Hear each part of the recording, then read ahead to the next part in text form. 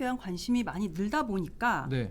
정보 영재, 네. 정보 올림피아드 이런 것에도 관심을 가지시는 분들이 굉장히 많아요. 네. 그 코딩과 정보 영재, 정보 올림피아드는 직접적인 연관이 있는 거지. 네. 그러니까 정보 올림피아드에서 다루는 게 코딩 그 자체인 건가요? 정보 올림피아드라는 거는 뭐냐면요. 네. 코딩 대회예요. 네. 그 대회는 어떤 걸 만드는 건 아니라 제가 그 문제를 해결하는 네.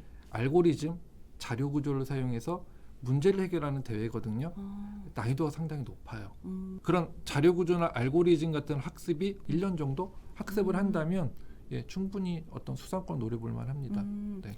근데 요새 올림피아드 아니더라도 네. 어린이나 청소년들 대상으로 뭐 기업이나 뭐 그런 곳에서도 코딩이나 정보 대회를 많이 여는 것 같아요. 네. 그런 것들은 주로 어떤 내용인가요? 일단 가장 대표적인 데가 뭐 넥슨에서 하는 네. NIPC 청소년 프로그램 챌린지가 있죠. 네. 그거는 뭐 12살, 14살이 참가하는 뭐 12, 14. 그다음 15, 19는 15살부터 19살까지 음, 똑같은 코딩 테스트형 문제인데요. 네. 어떤 문제가 주어지면 특히 이제 그 회사에 맞춰서 게임형 문제를 아, 해결할 수 있도록 하는 대회가 있고요. 네. 그다음에 이제 삼성에서 하는 뭐 삼성 주니어 소프트웨어 대회. 이제 그 대회는 문제 해결하는 게 아니라요. 뭘 만들어서 이렇게 제출하는 그걸 우리가 공모 대회라 그래요. 네. 뭐 내가 우리 애가 뭐 화분에 물 주는 프로그램을 만들어서 화분이 알아서 물을 주는 뭐 그런 걸 만든다. 네. 네. 그런 뭐 그런 거를 또 참가하는 대회가 있고요. 그다음에 이제 정보과학진흥회에서 하는 뭐 ICT 어워드라고 해서요. 이산수학. 이산수학이라는 건 뭐냐면 아까 그 창의 사고력 수학 대회 그런 네. 거를 물어봐서 코딩의 상을 주는 그런 어. 대회도 있고요. 네. 그다음에 이제 코딩을 하는 사람들이 잘 모르시는데 국제 정보 올림피아드라고 있어요. 네. 그거는 이제 50명을 선발을 해요. 매년 한 4월 달쯤에. 네. 국내에서 50명 정도요? 네, 국내에서 50명 정도를 네. 선발을 하고 이제 거기는 쉽게 설명드리면 코딩의 태능 선수촌. 네. 근데 이제 시험을 뭘로 보냐면 입학 사정 관제로 봐요. 네. 네, 보통 중2부터 고등학교 2학년까지 예, 제출을 해서 내가 코딩에 관심이 있다 하면 50명을 선발해서 2주 동안 국가에서 하는 겁니다. 예, 네. 국가에서 다 식비도 대주고 숙식까지. 그래서 코딩의 국가대표가 되는 건가요? 네, 제가 봤을 때는 네. 이제 그런 쪽으로 접근을 하면 실은 대학 갈 때도 되게 진학할 아. 때 굉장히 유리합니다. 네. 네. 지금 말씀 주신 이런 대회들 네. 뭐 국가대표 정도까지 된다면 뭐 더할 나위 없이 도움이 될 것 같은데 이런 게 스펙이 될 수 있나요? 그러니까 뭐 입시에 도움이 될 수 있는지가 사실 궁금하거든요. 제일 궁금해하시죠? 네. 제가 또 말은 또 뭐 진학을 목표로 하지 말라 하는데 우리가 또 그걸 목표로 안 할 수는 네, 없잖아요. 떼놓고 생각할 수가 없어요. 그렇죠. 우리 네. 자녀인데 네. 우리 사랑하는 자녀인데 진학을 반드시 생각은 해야 되고 네. 우리 이 친구들이 목표하는 대학에 갔으면 당연히 좋겠고 네. 그렇죠. 특기자 전형이라는 게 많이 없어졌어요. 네, 실은요. 맞아요. 예. 그러니까 코딩으로도 우리가 대학을 갈 수 없는 거 아니야라고 생각하시겠지만 네. 우리가 인터넷으로 소프트웨어 중점 대학을 네. 쳐보시면 매년 늘어나고 있어요. 그러니까 정부에서 계속 지원을 해주면서 소프트웨어 인재를 양성해라. 네. 그래서 소프트웨어 특기자 전형이 계속 늘어나고 있는데 이게 대학마다 다 달라요. 네. 대학마다 달라서 또 대학마다 다 확인해 보시라고 하면 또 어려우시니까 네. 제가 좀 알아봤는데 네, 네. 일단은 한양대나 숭실대나 네. 국민대나 카이스트 이런 데는 대회 실적을 다 받습니다. 네. 학교 교내가 아니라 외부 대회 수상 실적을 다 받는다는 네, 말씀이시죠? 받아서 네. 그 외부 수상 실적이 굉장히 합격에 좌우될 만큼 저는 중요하다라고 봐요. 합격된 친구들을 이렇게 살펴보면 정보올림피아드 입상 성적이 있는 친구들이 대부분이 다 네. 선발된 것을 확인할 수 있고요. 네. 그다음에 이제 우리 뭐 성균관대, 네. 중앙대 뭐 이런 대회들은 뭐 고려대 이런 데는 학생부 종합 전형이에요. 네. 학생부 종합 전형은 학교 성적도 같이 보겠다예요. 그렇죠. 네. 그러면 이제 내가 이제 학교 성적도 좋고 대회 어떤 수상 실적도 있고 하는 친구들은 뭐 고려대나 아까 같이 중앙대나 그런 데를 우리가 지원해 볼 수 있겠죠. 근데 저는 제가 말씀드리고 싶은 건 또 뭐냐면 그럼 이런 대회가 대입에서만 쓰느냐가 아니라 네. 실제적으로 우리가 대학교를 들어가서 그러면 대학교를 들어가면 이제 우리가 학창 시절을 이렇게 또 보냈을 때 대학교 대회들이 많아요. 코딩은 대학생 프로그램 경진 ACM, ICPC. 그다음에 삼성에서 뭐 하는 삼성 정보 프로그래밍 대회. 네. 뭐 그런 대회들이 되게 많거든요. 네.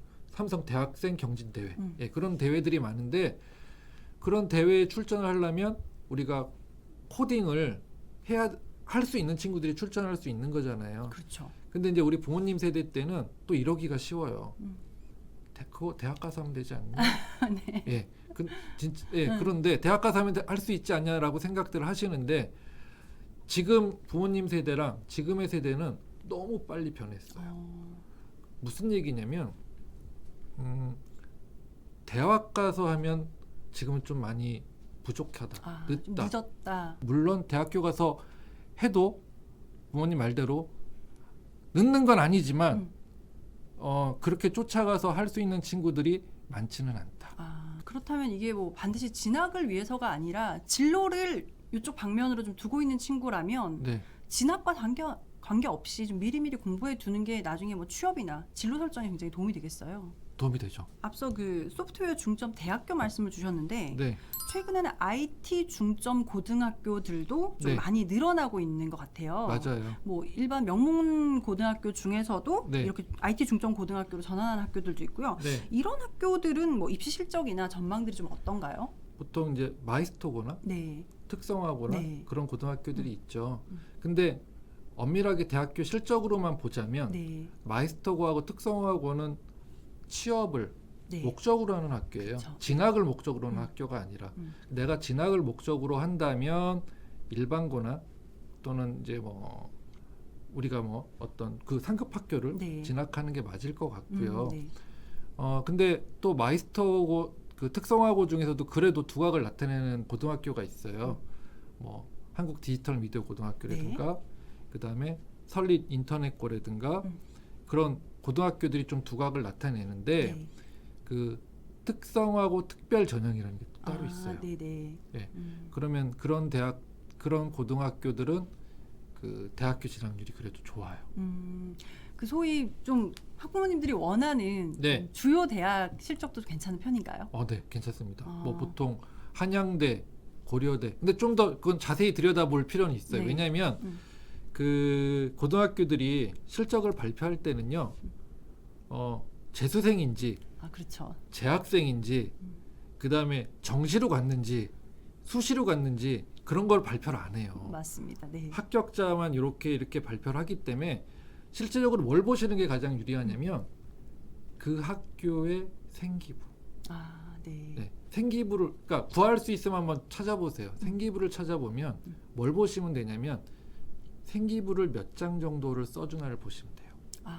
네. 네. 그래서 보통 생기부가 15장 이상이다. 그럼 저는 괜찮다라고 봐요. 네, 그런 학교들은. 그러니까 학생의 포트폴리오를 잘 관리를 해주는 거고 그다음에 그런 생기부가 적다, 장수가 적다 그러면 실은 좀 이렇게 관리 자체가 좀 부족하다라고 보거든요. 그래서 진학률이 떨어질 수밖에 없어요. 네. 지금 앞서도 짧게 말씀을 주셨지만 각 대학들이 지금 소프트웨어 특기자 전형을 네. 실시하고 있어요. 네. 그러면 어느 정도 수준이면 네. 대학의 소프트웨어 특기자 전형으로 좀 대입을 준비해 볼 수 있을까요? 보통 이제 학원들 같은 데서는 뭐 이런 자격증을 따야 된다. 네. 뭐 그런 얘기들이 많잖아요. 네. 네, 전혀 필요 없습니다, 실은. 네. 그런 거랑 비슷해요. 우리가 운전면허 자격증이 있다고 해서 네. 뭐 한양대 자동차공학 그런 데 갈 수 있는 건 아니잖아요. 그렇죠. 네. 네, 그런 거랑 똑같아요. 그래서 그런 자격증은 중요하진 않는데 정보 올림피아드 대회를 네. 반영하는 대학들이 아까 있어요. 네. 그런 대학들은 아무래도 올림피아드 실적을 가지고 있으면 굉장히 유리하고요. 그다음에 좀 전에 제가 아까 말씀드렸던 국제정보올림피아드. 네. 네, 거기는 확실하게 유리합니다. 지금 사실 특기자 전형은 전반적으로 좀 축소되고 있는 경향이 아니요. 있거든요. 소프트웨어는 어떤가요? 특기자 전형 축소되고 있는데 네. 그 소프트웨어 중점 대학이라고 네. 이렇게 찾아보면 네. 쭉 나오는데 매년 늘어나고 있거든요. 네. 그러니까 그런 대학들은 국가에서 지원을 해주면서 지금 인공지능 쪽으로 인재를 육성하고 발전시켜라 하기 때문에 전반적으로 계속 다른 특기자 전형 줄더라도 지금 소프트웨어 특기자 전형은 계속 늘어나고 있는 상황이죠. 많은 분들이 모르세요, 근데. 이제 소프트웨어 특기자 전형을 좀 염두에 두고 준비를 해보고 싶다라는 친구들에게 어떤 식으로 준비를 하면 좋을지 좀 긴 과정이 될 수도 있지만 네. 설명을 좀 부탁드릴게요. 이제 부모님들이 좋아하실 만한 얘기인데 학교 공부도 열심히 해라. 네. 예. 근데 이제 내가 학교 공부를 배제한 상태에서 저는 코딩만 할래요. 는 지금 현재 우리나라 교육 현실에는 맞지는 않고요. 네. 하나의 연구 과제를 갖고 있는 게 좋을 것 같아요. 그러니까 네. 하나의 연구 과제라는 건 뭐냐면 인공지능 체스 프로그램을 한번 만들어 볼까? 그 다음에 아니면 뭐 방탈출 게임에 대한 그런 걸 한번 내가 연구를 해볼까? 아니면 주식 변동사항 등을 연구를 해볼까? 그런 기록물을 네. 어렸을 때부터 계속 차곡차곡 여러 개를 이렇게 하라는 게 아니라요. 하나를 발전시키는 거예요. 계속 네. 혼자서 해도 되고 팀으로 해도 되고 그거를 쌓아놓으면 나중에 그 자료는요 대학 갈 때 굉장히 요긴하게 쓰입니다. 오늘 코딩 사실 저도 막연하게 코딩이 뭔지 네, 좀 어려웠었는데 앞으로 차근차근 좀 잘 해보고 싶고요. 그리고 보시는 분들도 오늘 코딩에 대해서 어떤 것인지 좀 많은 정보를 얻었으면 좋겠습니다. 네, 오늘 와주셔서 감사합니다. 네 감사합니다. 고맙습니다. 네. 네. 시청해주신 여러분 감사합니다.